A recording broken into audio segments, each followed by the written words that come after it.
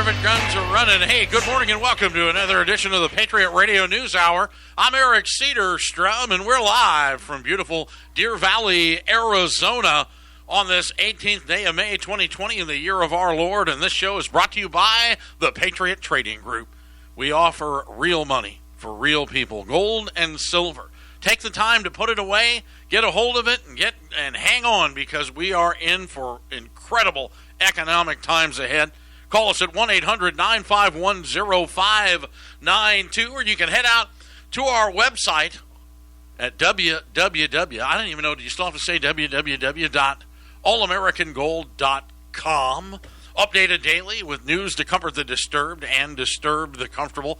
I hope you had a fine weekend, as a good portion of the country was released from lockdown. However, you've got quite a dichotomy going on where you've got some parts of the country, people are standing in line to get into bars, and in other parts of the country, people are standing in line trying to get food to feed their family. Yes, this is quite the conundrum. And if you saw 60 Minutes, where you had Jerome Powell, there he goes, my mic's breaking down, where you had Jerome Powell on 60 Minutes last night. And, of course, this morning, the country is full of hope. America is full of hope. The world is full of hope. We hope we're going to get out of this. We are all praying. You know, they had a gal on from India on 60 Minutes. She made quite a prophetic statement. She goes, everybody's yearning for the way things used to be prior to the coronavirus. And we're all looking forward to the future of when we get out of this. But right now, every day is Tuesday. We have no present. We're just stuck. The country is stuck. The world is stuck. And it is a very interesting statement, because that's how a lot of people feel, working from home or locked down. You can't, places that you can't go, things that you can't do anymore, and we're all just biding our time. But Americans this morning are feeling happier and less worried than they did just a month ago, according to a Gallup poll released. The Americans are reporting they are a lot less worried than they were in March. Of course, you can thank the equity markets for that. The stock market this morning, don't ever underestimate the powers that be. Last Monday, the Dow was up 500 points. In spite of the fact that over the weekend, the futures markets were getting hammered. The same thing last night. Futures markets are flat. You got gold running. You got gold running. You got, our mics are cutting in and out this morning. I don't know why. And we get here in America, and the Dow's up 800. Well, last Monday was 500 because of Gilead. Today is Moderna. So the vaccine du jour and the plunge protection team and the economic stabilization fund are holding everything together for us, thank God. Huh? Do you feel better? Do you feel better? 47% of Americans surveyed say they worried a lot just a month ago. Now 72% say they're experiencing happiness. So God bless America. I'm joined with President of Patriot Trading Group, Joe Jaquint, family member. Joe is in pain today, so he's going to try to get through the show, but he's got some tremendous shoulder pain, and I see it in your face. So how you doing, kid? Hey, how are you, buddy? I had to make an appointment to go to see the doctor today. Yes. So wait, to go to an emergency room? Well, not an emergency room, but it is the doctor. Okay. But it's an urgent care, because that's how they are now. Yes, that's an emergency room. Not quite, apparently. I don't know. Look up urgent. Okay, how urgent is it? Well, my arm is dangling, and not urgent enough. I would probably cut off my arm right now if that meant I wouldn't be in any more pain. But I have to talk about the Moderna one today, because I was like, wow, this okay. Well, let's find out. And this was happening early in the morning, and I'm up early, and so I said, oh, when I get to the office, I'll find out about it. Ready for this? They had this study, and there was a couple of hundred people, 8 people, the healthiest 8 people they could find. So this first study is you can't have any issues, can't be sick, don't have a cold. Hopefully you never Phase 1. Phase 1, but you couldn't have the virus yet or anything like that. 8 people, they gave this injection to. They actually had to give them 2 injections. And 8 people reported what they're saying are like the antibiotics, if you will, that similar people that have recovered from COVID had. How about that? That was so that's the big what that news. created. Yes. Oh, good. So, well, again, a conundrum, but you know we're going to see these, and this is it. Everybody wants hope, and hope, and I'm one of them. Let's get out of this and move on with our lives. Let's hope it's true. I hope it's true. But I'm like 8 people. Come on, real? We're going to go up.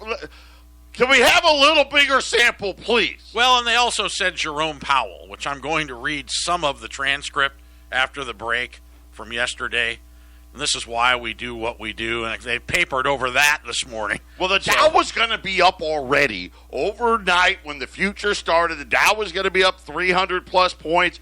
Gold was almost hitting an 8-year high while we were sleeping last night.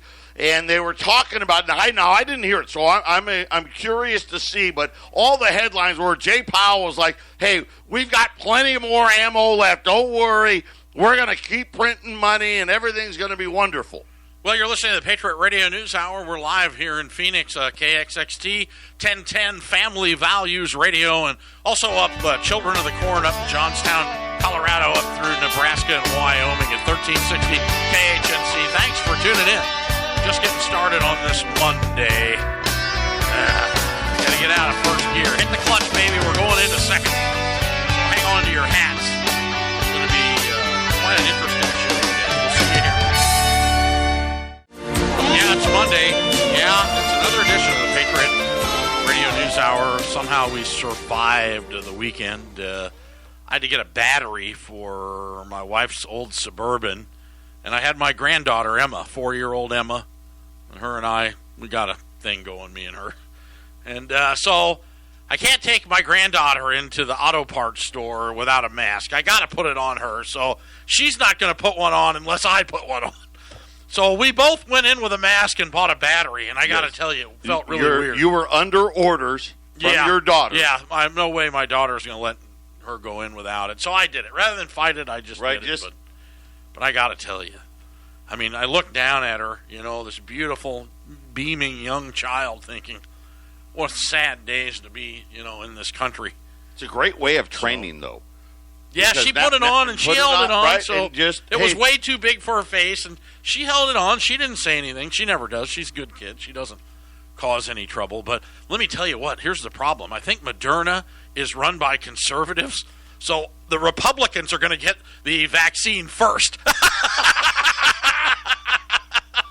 That explains the latest poll today. 77% of Republicans are feeling better about everything, while 66% of Democrats. So, yeah, we're feeling a lot better. Well, things are starting to open. I have an unscientific poll. As you know, I have connections in the bar and restaurant industry here in town. And I will say this. Now, I don't know. I wasn't there. But I heard the bar restaurants Friday and Saturday were jam-packed. Jam-packed Friday, Saturday. Now that would make sense, though. They were not. They were sort of busy Monday, Tuesday, Wednesday, Thursday, not so much. Friday, Saturday, totally jam-packed. The places that were just restaurants, not as packed, not as good, and some of them was downright miserable. Just the places that were just restaurants. Well, I'm going to cover some of the minutes yesterday from the 6th for. Some of the transcript from 60 Minutes. So Jay Powell was on 60 Minutes They yesterday. interviewed him. Now, what's interesting is every time Jay Powell has spoken, most of the time, the equity markets crash. Right, it's a 50-50. He's like the old Forrest Gump box of chocolates guy. You never know what you're going to get. So when he came out with the Fed meeting, right, it was a disaster. The Dow was down big, all that stuff. So we had to rebound on 60 Minutes. They had to give him a redo, and they've done this multiple times with Jay Powell. When he screws up and isn't positive enough, they got to get him out on TV again to right the wrong, Eric. Well, somehow the Federal Reserve is now a great American institution. That's what his words. He was asked, when was your aha moment that you knew you had something to do? And he says, well, so we saw it coming, and we had been thinking about what we would do. So the thing about the Fed is an institution. It's a great American institution, and it's full of highly capable people. Now, I want you to listen closely here, many of whom are now in high senior leadership positions. Well, the bankers, listen. The banks are up there. This is how they got to remember. This is how they got this third central bank into power back in 1913, right? They infiltrated Congress. I mean, that's what they did, and of course now they're all over the political landscape. So he went on to say, so those people now that are in high places have seen what happened in the last serious crisis, and we're here to help now. So we got together and we thought about things to do. And we just did that around the clock for a period of about 4 weeks of just putting old programs back into play, inventing new programs, intervening in various markets, just to assure that the markets are functioning. So this is called capitalism? This is called free enterprise? Well, he says we're not trying to move markets to a particular level, of course. No. Not to a particular level. Right. We want to move them, but just not to a particular level. We just want them to work. We want, people to be buying and selling. So, it felt like we really needed to act, and we did. Well, they were doing the buying, that's for sure. Listen, there was plenty of people wanting to do some selling. So Pele asked him, fair to say you simply just flooded the system with money? That's interesting how you got Powell and stocks and everybody, but gold's down this morning. I want you to think about this. That was the question they asked him.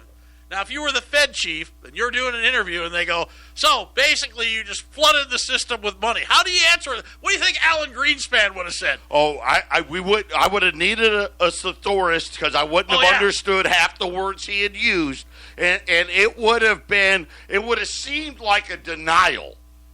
Well, he was saying that's exactly what we did. Greenspan would have made it seem like, oh, no, not at all. Right, it would have been, right. Yeah, but whatever he said, you wouldn't know what the hell it was. You probably fell asleep during it and took a nap and woke up and after it was over. He would probably say something like, well, the conceptual continuity of the arithmetic, something like that. But what did Powell say? Yes, we did.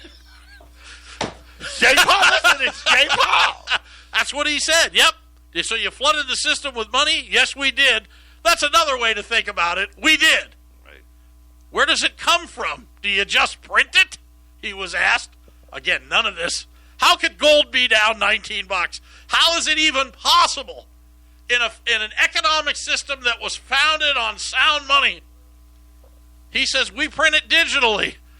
So as a central bank, we have the ability to create money digitally. And we do that by buying treasury bills or bonds for other government-guaranteed securities, and that actually increases the money supply. We also print actual currency, and we distribute that through the Federal Reserve banks.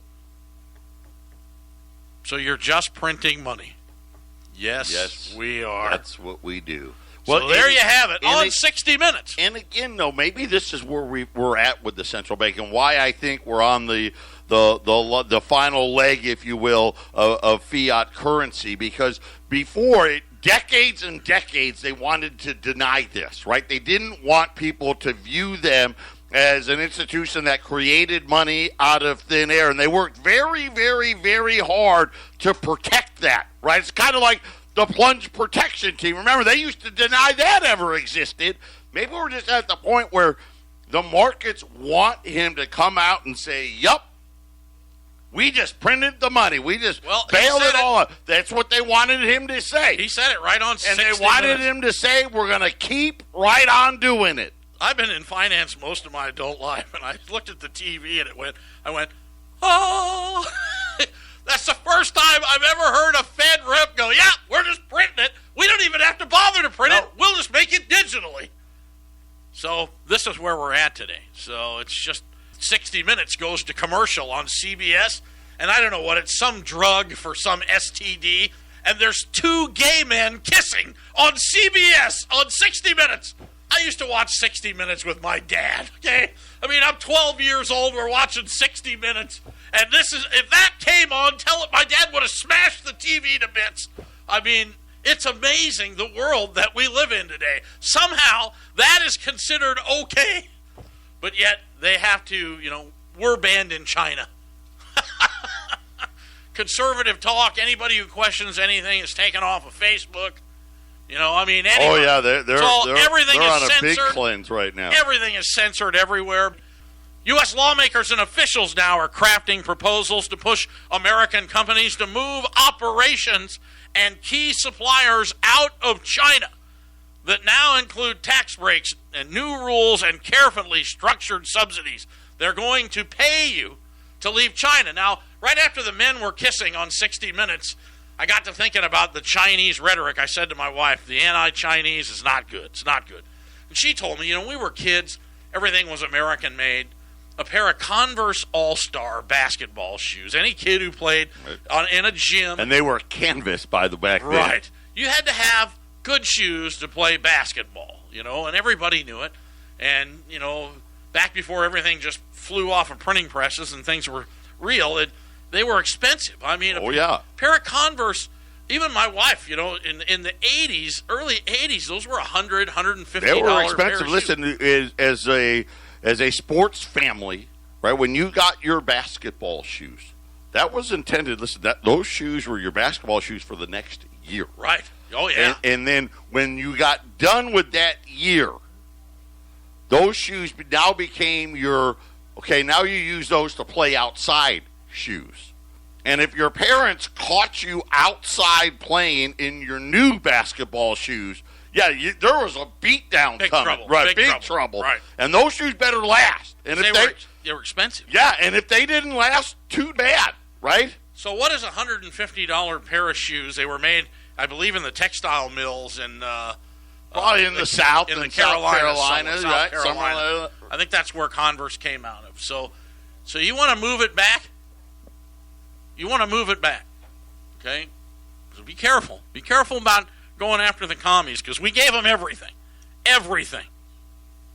People are starting to realize that. Only you had to listen here. You had to listen to right-wing radio about everything that was leaving America because people didn't believe it. They're starting to believe it now. But if you want Americans to make Converse All-Stars, and don't forget you got OSHA and every other bureaucracy and layers of red tape to get factories in and safety and unions and right. What do you think that pair of tennis shoes is going to cost? Right, and you got to remember too, you got to pay the pro athlete to be the sponsor of the shoe and all that on top of it. I don't know, $500. Oh, come on! You couldn't even breathe on the laces for $500, pal. $150 in the early 80s has got to be $700, $800, $900.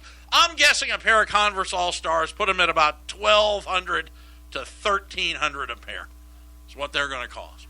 That's what's going. If you're going to bring it back, we're going to have to bring it back. Now, I don't know how we get the mills and the looms and get and the technology back here. I think we may have to shoot it out. I mean, you think Beijing's going to go, oh, just kidding, Yankees. Yeah, here, you can have it all back. No. Plus, nobody knows how to run those things anymore. You've got 30 years of free trade. Well, you got a quarter century of free trade where the mill rights and all the know-how and the technology and the intellectual property is gone. This is going to be nothing more than what I call made-for-TV type comments. Nike and they're not pulling out of China. China's got 1.3 billion people.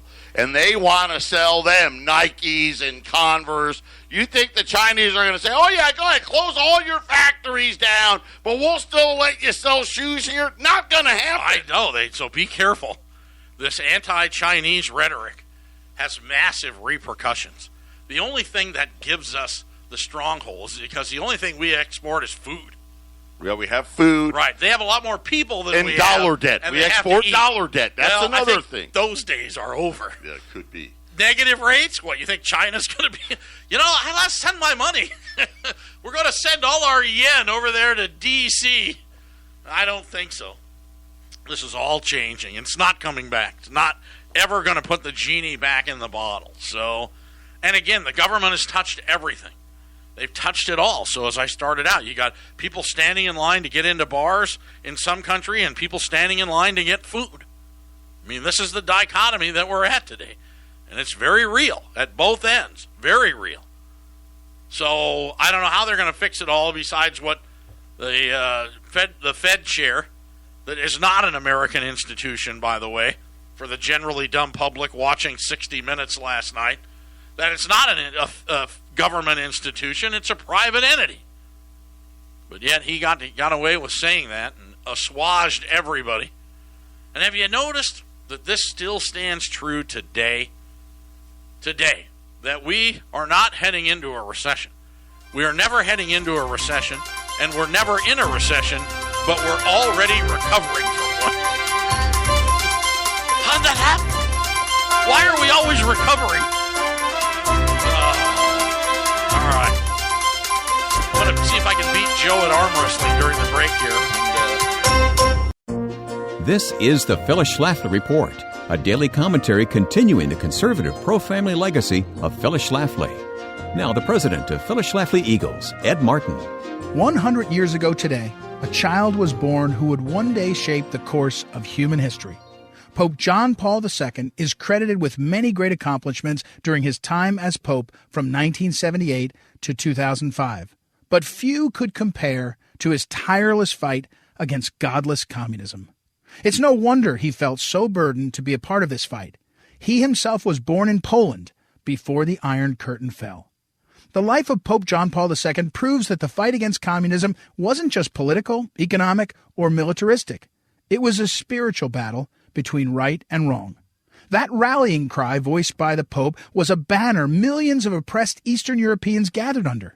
Support poured into the Solidarity movement in Poland to peacefully resist the communists because of the Pope's blessing. Solidarity's leader, Lech Walesa, who served as Poland's first post-communist president, said, quote, "The Pope started this chain of events that led to the end of communism. Before his pontificate, the world was divided into blocks. Nobody knew how to get rid of communism. In Warsaw in 1979, he simply said, 'Do not be afraid,' and later prayed, 'Let your spirit descend and change the image of the land, this land,'" end quote. These words of inspiration commemorated by Walesa were life-giving inspiration to oppressed people under communist rule. On this 100th anniversary of the birth of Pope John Paul II, we should take a moment to reflect just what our duty should be for the cause of freedom. The Pope could have easily dismissed the fight against communism as a political matter beyond the scope of his papacy, but instead he embraced his duty to empower others to pursue freedom. Our duty is no different than his. When freedom itself is at stake, there is no room for us to say, "I'm just not a political person." We all must take a stand. We cannot be afraid of the personal cost to us or our families. Pope John Paul II never let the assassination attempts he survived stifle his voice. We must boldly proclaim truth until all peoples of the world can experience the sweet taste of freedom. What stand will you take for freedom today? This has been the Phyllis Schlafly Report from Phyllis Schlafly Eagles. Whether it's the vision of our founding fathers, the courage of our veterans, the moral compass of Christopher Columbus, or the fortitude of presidents like Lincoln and Reagan, the truth of history should not be undercut by liberal ideology. At Phyllis Schlafly Eagles, we honor history even as we look to the future. Join us at phyllisschlafly.com. That's phyllisschlafly.com. Hey, welcome back, Patriot Radio News Hour. I'm Eric Cedarstrom, Joe Jaquint with a sore shoulder out in front of me. You got Wendy out front, new gal Brooke. Brooke is being trained. Wendy, after 1,000 years of being our head office gal, is getting ready to retire. Congratulations to her. So amazing. God, how long? Weird to be open so long. So anyway, Wendy will be missed, kinda. She can still call and whine and complain to me anytime you want. They say don't bet against the American consumer. That's the word out today, Joe. So, well, you know what? I like the thought of it, and again, I do. And let's be positive, and let's hope these 8 people today are going to lead to some type of vaccine. But here's the real news today. United Airlines today said they've got 25,000 flight attendants. They said they need 3,000. That's it. That's all they need. They need to get rid of the other 22,000 flight attendants. Wow. 25,000. Now, that's United. So do this, you get got rid American, of 22,000? Southwest, right? They all got the same boat. You think we could retrain them to make Converse All-Stars? Right. How about this one? Office Depot. says, hey, we got to close the vast majority of our stores, laying off 13,000 people. Uber, who just laid off a couple thousand people a few weeks ago, today said, hey, we're laying off another 3,000 employees. JCPenney, who filed for bankruptcy again Friday afternoon, has said this morning they're going to shut at least 25% of their stores. Open Table, that's the app. If you eat out a lot, you're in towns and you're looking for places to eat, Open Table's the app most people use. They're saying 25% of all restaurants in the United States are going to go out of business, and said that's probably the best case. The big thing was, though, the ones that don't go out of business, they're coming back with a lot less staff, according to Open Table. Well, that goes without saying, so I'm not going out to dinner anytime soon. And you have to look at, they've now started a reshoring fund.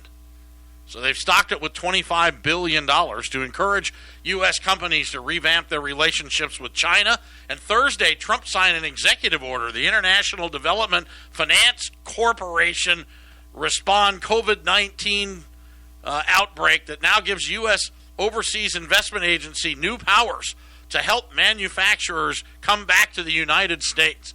So this may be the plan. Now, again, the reason everybody left, and I don't care whether it's Converse All-Stars, baseball gloves, clothing, automobiles, all manufacturing was so laden down with so much bureaucracies that they were unable to turn a profit anymore.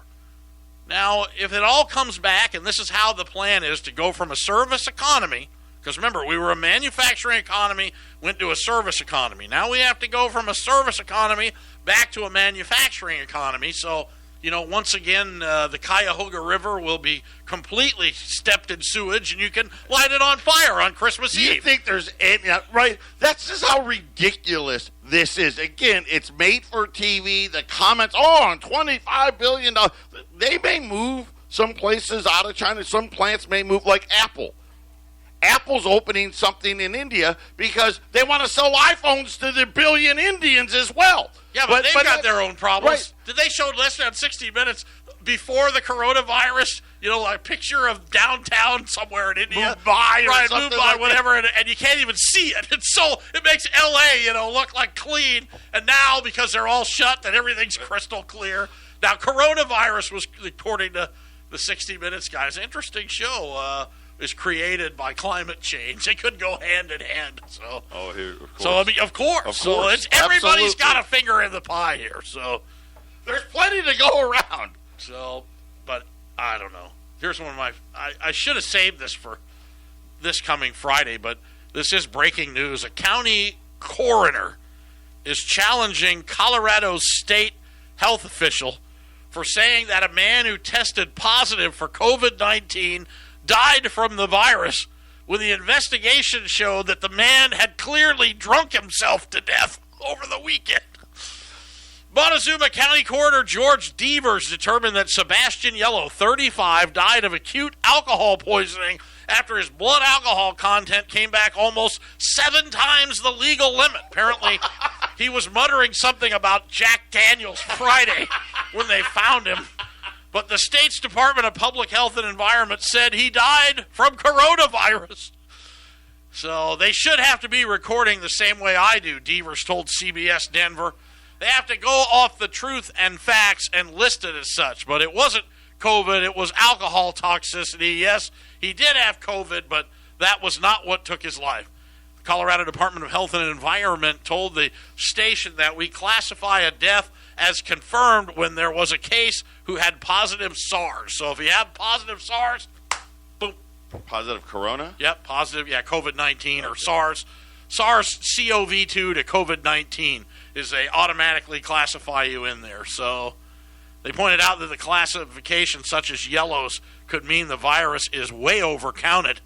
So. Well, and it goes both ways, right? And that's the thing. We don't know, and everyone, people are saying, oh, it's undercounted. Half the people say it's undercounted. Half the people say it's overcounted. Half the people say it's a conspiracy. The other half says it's not. Half the people say it was created in a lab in China. The other half say it was naturally occurring. I mean, I don't know what to believe. Well, I'll tell you, the economic numbers, they're trying to massage those. What they tried to tell us Friday, that retail sales are down 16%.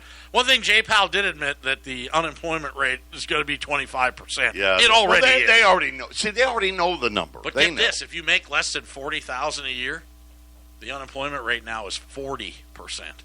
So, interesting. Whoops. Yeah, whoops. And then there's an interesting story about credit unions in America. It's on the front page of, Business and Finance, a Wall Street Journal today.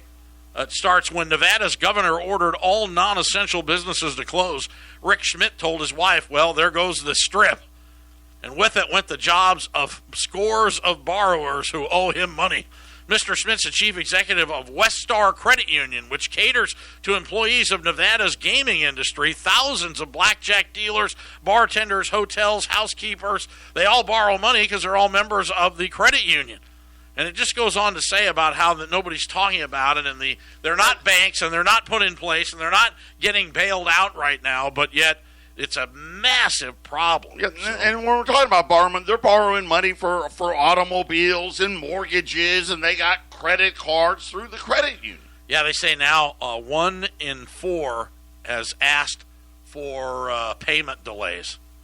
So this is the real country that we're living in. So now you've got, with deferred payments everywhere, that and they're not reporting on the credit score. So they don't want to do that. They're figuring out a way for people not to default. So the credit score is slowly becoming the same as eBay feedback. It means nothing. It means nothing. The bankers are starting to figure that one out. Wow. Interesting times, isn't it? We'll be back.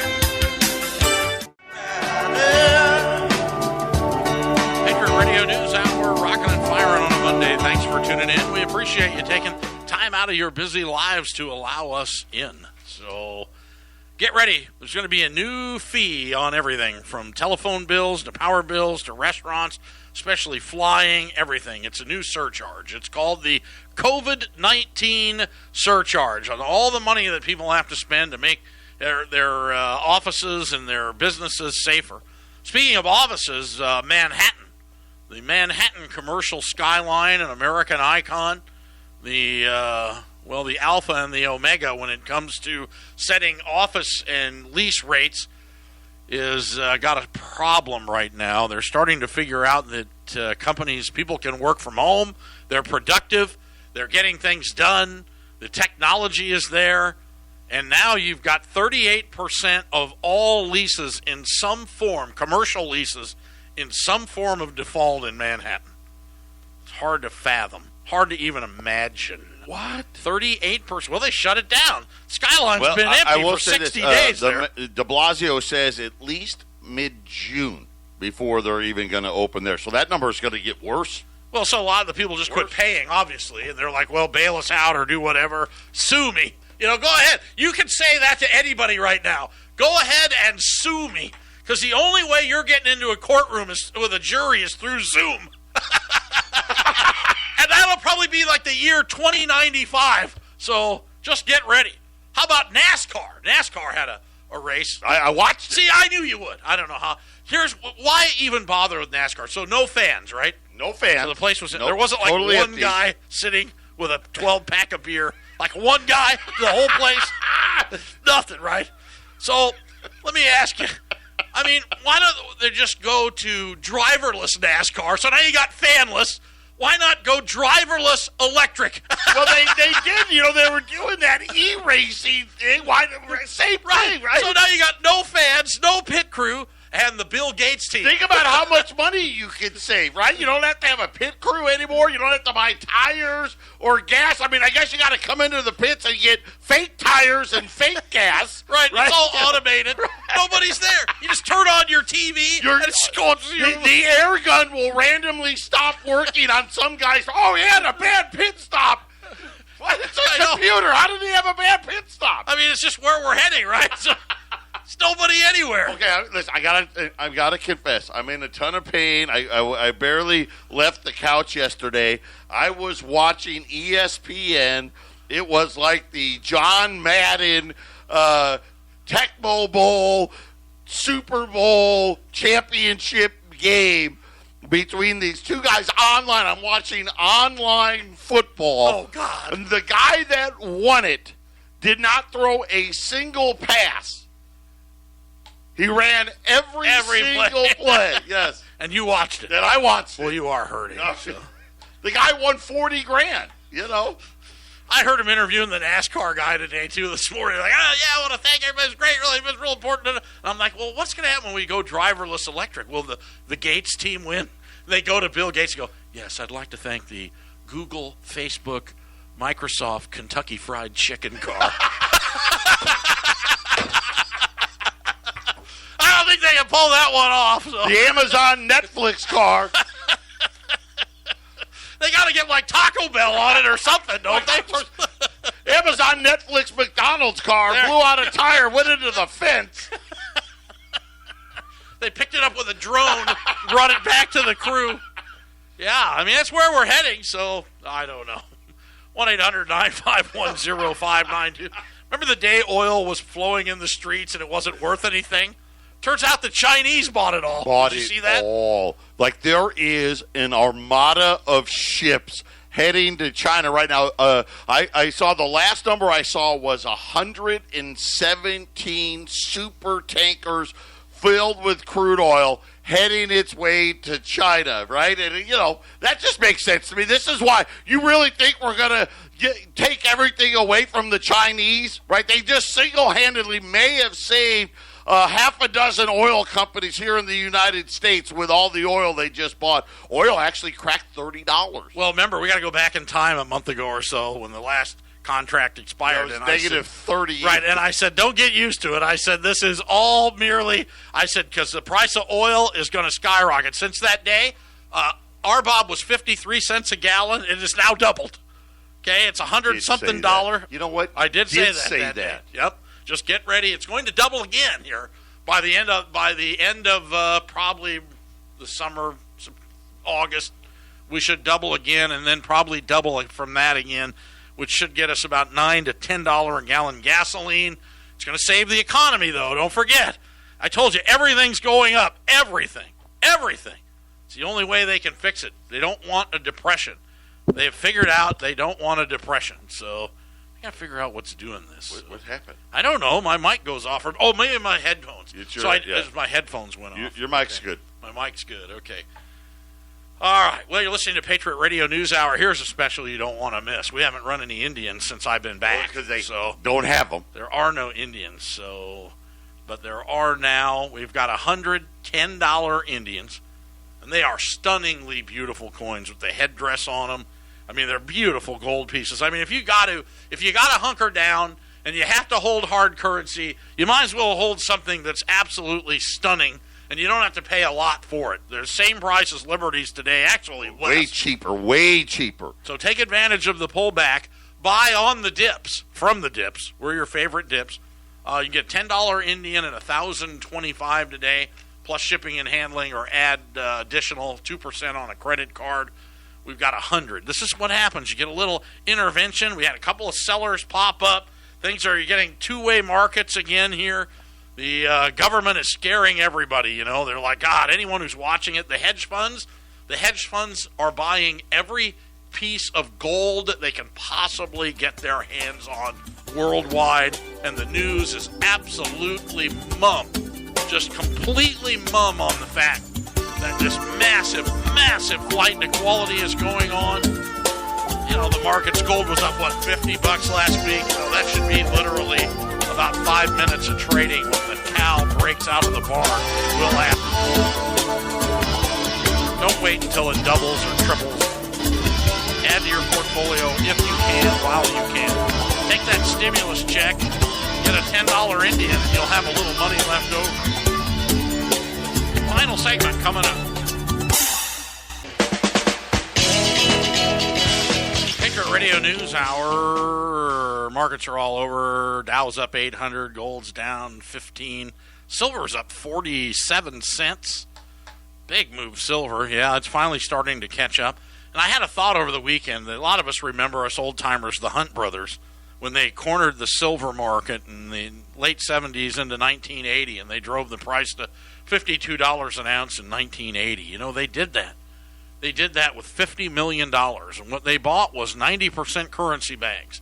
They bought all the junk bags. They literally ran the market with $50 million, and I'm thinking, 1980, a new Chevy Suburban was about $8,500 for a loaded one, for a nice one, and today they're $85,000.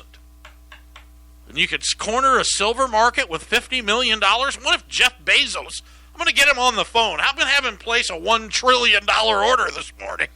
Could you imagine? Somebody's going to do it again. Somebody with more sense, than money is going to turn around and do this. You should see tremendous amount of money buy up all the physical, and then they put the guys into the pits. It may have already happened. I mean, we saw the silver market like when the tide went out a month ago, and every silver eagle, bar, coin, junk bags, everything gone. Now the markets are moving up. I think we're about $2.50 away from silver being back available again. They'll let you start buying it after it crests $20 to the ounce. That's just my opinion. Silver's still up pretty big today, almost $17.50. Gold's off $10 or $20, depending on where you look, $10 or $20. We got two lines still open. The Indians are moving fast.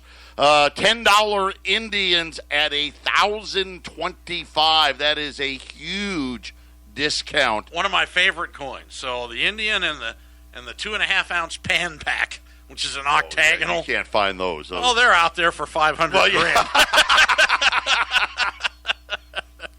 I'm not saying I have one. I'm not saying I don't. But if you got 10 Indians, you'll love them. They're stunningly beautiful. Call us in here. Joe, you're going to go to the doc and get your head removed? No. Well, that'd probably be an improvement. You have to make an appointment at the urgent care? What if you're laying on the street, you flipped your Harley at 90 miles an hour, and the paramedics Well, then you got to go to the hospital, I guess. Well, we can't get you in. You got to make an appointment. So we're going to circle the building with the lights on. Woo, woo. I don't know. I don't know if I have to have a mask or not. I'm gonna have mine with me. I have one in the car. But, so I'll let you know. I'm not touching that. 1-800-951-0592. Tomorrow we'll talk about stories breaking on how we have to check in on Social Security with everything that's going on. I mean, the money is losing its legitimacy quickly. With the Dow up 800, the current administration is able to say to Pelosi and the liberals, what stimulus plan? We don't need a stimulus. If the Dow was down 2,000 or 3,000 today, we'd have a $3 trillion stimulus plan by 4 o'clock. You understand that this is how these markets work now. And don't tell me that the hedge funds don't know it and the people that really move things don't know it. So they may have moved it up today so they can really hammer it, and we can get some more money to the injured and homeless in Scottsdale, Arizona, because it's very important. So, and really, when you look at what it buys, what do you really get for the money? What do you get for the trillions? And there's no list of what you get. Nobody knows. It just goes out there.